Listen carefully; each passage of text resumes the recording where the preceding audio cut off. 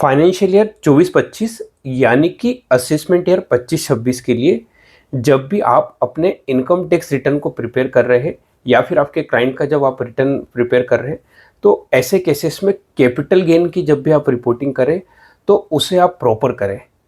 क्योंकि इस साल क्या हुआ था, जो बजट है वो मिड ऑफ द ईयर में आया था। उसमें ये हुआ था कि जो 22 जुलाई तक के ट्रांजेक्शन्स थे उस पे कुछ अलग रेट से टैक्सेबल है, और 23 जुलाई 2024 या फिर उसके बाद जो ट्रांजेक्शन है वो अलग रेट से टैक्सेबल है।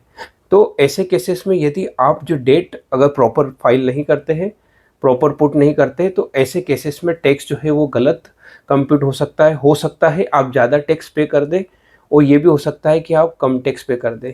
तो कुल मिला के यदि आप डेट गलत लिखेंगे तो ऐसे केसेस में जो है वो टैक्स गलत कंप्यूट भी हो सकता है।